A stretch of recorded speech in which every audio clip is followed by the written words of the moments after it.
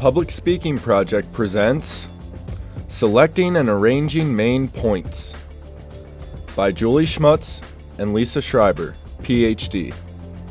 Voice talent by Nicholas Givens, with Rebecca Nyer as the audio engineer and Morgan Hartraft as the media production specialist. You decide to attend a presentation on energy conservation at the community center because you would like to know how to make your home more energy efficient. When the presentation begins, the speaker jumps right into the topic without any sort of introduction. He bounces back and forth between why energy conservation is important and the money you can save per year. Every once in a while, the speaker mentions a few changes you can make to your household that will conserve energy. You find that you cannot identify the main points of this speech, and you are unable to follow along with the speaker's ideas. You probably had some trouble understanding this speaker because he failed to properly select and arrange his main points. It is critical that a speaker think carefully about how to present the ideas in his speech. If he just presents the information randomly, not only will the audience not understand him, they also will not remember what he has said. In this module, we will not have time to cover everything about selecting and arranging your main points. For more information, check out the chapter called Organizing and Outlining in our free online textbook, Public Speaking, the virtual text. Can be found at www.publicspeakingproject.org. The purpose of this module is to explain the basics of choosing main points and arranging them in a way that is clear and understandable. First, we will focus on 6 strategies you can use to effectively select your main points. After we talk about how to select your main points, we will discuss 4 common patterns for arranging the main points of your speech. The first tip to keep in mind when selecting your main points is that it is important to keep them relevant to your specific purpose and your thesis. A specific purpose is what you want the audience to learn from your speech. The specific purpose statement begins with the phrase, "At the end of my speech, my audience will be able to..." The specific purpose is only seen by the speaker, and it serves as the overall goal of the speech.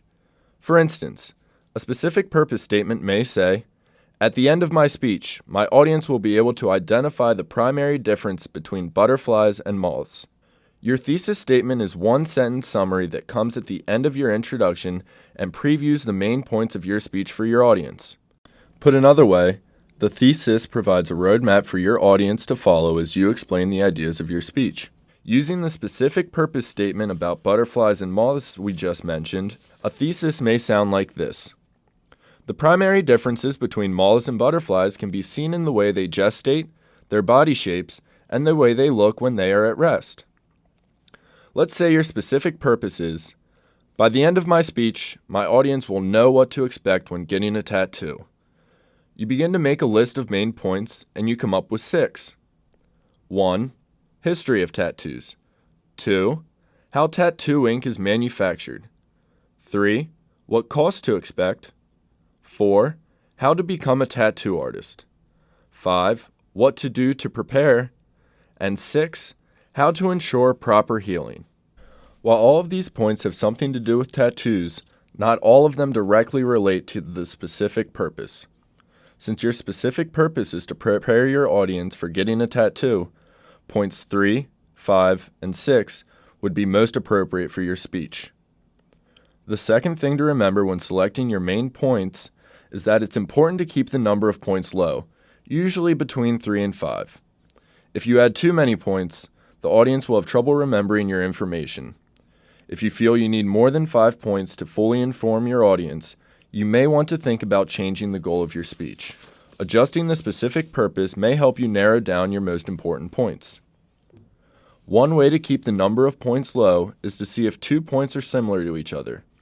In this case, you can make one point a supporting idea of the other. For instance, you may choose to give a speech on reasons to become a vegetarian. Your main points include acquire a healthier lifestyle, become more environmentally conscious, learn to advocate for the humane treatment of animals, and spend less on groceries per month. The humane treatment of animals could actually be categorized under becoming environmentally conscious. By doing this, your 4 main points are simplified to 3. The third thing to remember when selecting main points is that they should be mutually exclusive. This means that there is only one idea contained in each point and that they do not overlap. For example, if you're giving a speech about how to take care of your car, you would not want one of your main points to be changing your oil and maintaining proper brake fluid. To make sure your points are clear and fully explained, you could make this into two separate points, changing your oil and maintaining proper brake fluid. You also wouldn't want your points to be changing your oil, maintaining proper brake fluid, checking your tires, and maintaining proper air pressure in your tires. Logically, these last 2 points fit together into one. The fourth to remember is your main point should be relevant to your audience. Consider who will be in your audience and choose points that will make them want to listen to you. Imagine you are giving a speech on why the school board for the local high school should not cut extracurricular activities. You know the audience will mostly be composed of parents of football and soccer players. It probably would not be wise to use your time talking about the drama club or the music department. The fifth thing to remember is that your main point should also always be in parallel form. This means that they all agree grammatically. For example, if you were giving a speech about snorkeling, you would not want to say, in order to have the best snorkeling experience possible, you should know how to select your gear, selecting a snorkeling site, and make sure you snorkel safely. Instead, you might say, in order to have the best snorkeling experience possible, you should know how to select the right snorkeling gear, how to select the right site, and how to snorkel safely. Finally, when selecting your main points, make sure you can present an equal amount of information for each point. If your first point takes up 5 of your 7 minutes of speaking time, your audience will be confused. They might think they missed something, or that the points that came at the end are a lot less important.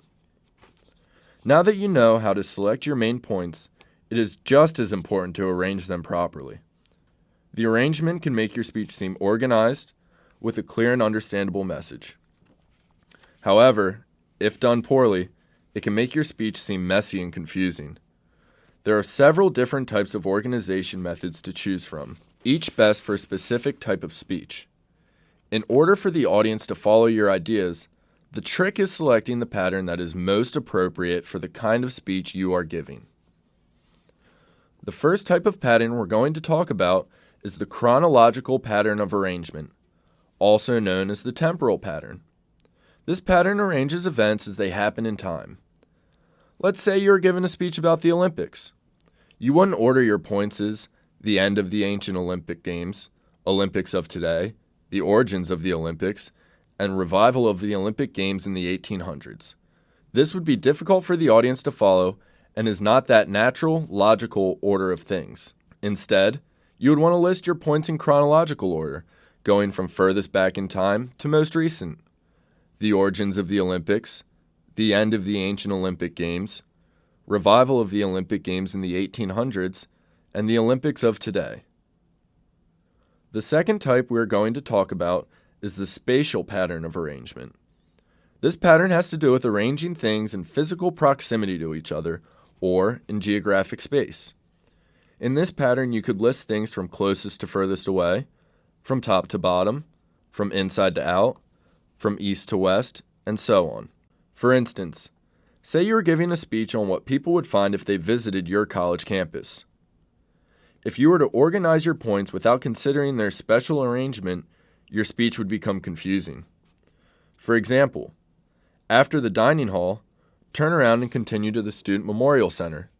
When you leave Memorial Center, the last place to see is the tennis courts. From the Student Memorial Center, turn around and drive past the dining hall until you arrive at the courts. That is not logical, and the audience will have trouble identifying the important points of the speech. Like the other parts of your speech, your main point should be listed in a way that is clear and concise. Your point should be listed in the order that you encounter each location. The first building you will see when you drive onto campus is the Student Memorial Center. If you continue driving, the second building you will encounter is the dining hall. Finally, you will arrive at the tennis courts. This is a much more logical arrangement, and it will be easier for the audience to follow. The third type of pattern is the problem-solution pattern. From the name, you can probably tell this is the type of arrangement is best when your speech is on a specific problem and its possible solutions. For this pattern, you want to list the problem and its parts as your first points.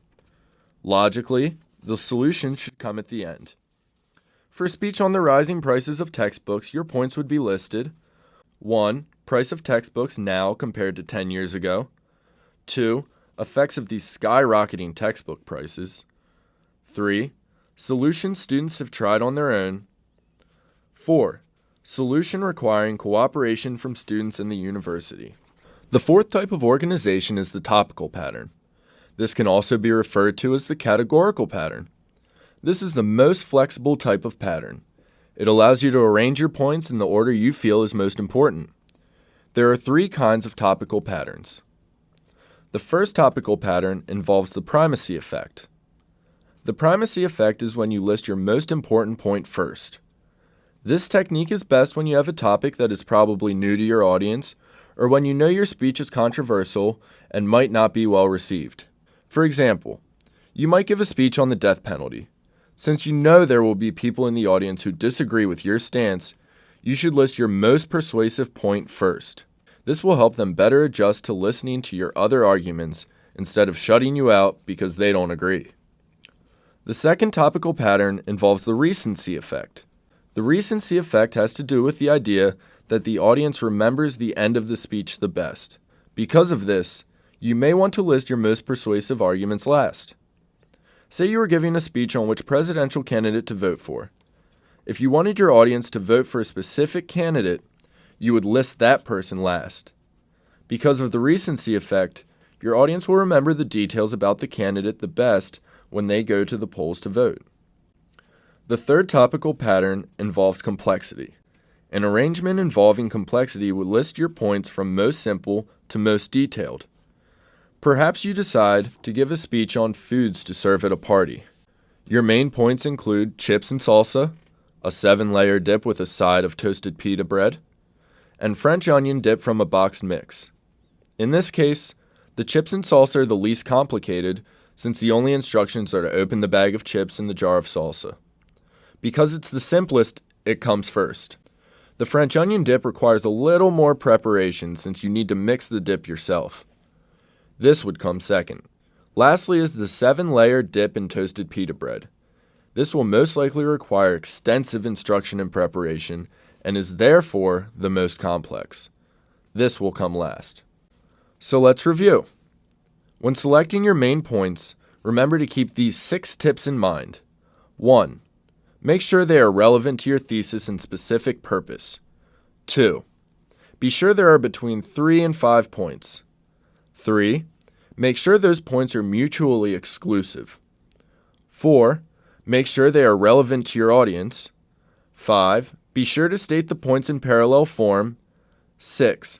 Present an equal amount of information for each point. When arranging your main points, choose from one of the 4 organizational patterns. First, use the chronological pattern if your speech has to do with events in time. Second, use the spatial pattern if your speech involves physical proximity. Third, use the problem-solution pattern when your speech is about a specific problem and its possible solutions. Fourth, use one of the topical patterns if your main points falls into 3 separate categories. If you decide to list your most important topic first, this is the primacy effect. If you decide to put your most persuasive argument last, you are using the recency effect. If you list your topics from simplest to most confusing, you are arranging them according to complexity. An effective speech does not just present information to the audience. It presents information in a logical, understandable way. Selecting and organizing your main points is crucial to delivering a speech that the audience can follow with ease. Thank you for visiting the Public Speaking Project's virtual classroom. To view other modules about speech writing, go to www.publicspeakingproject.org.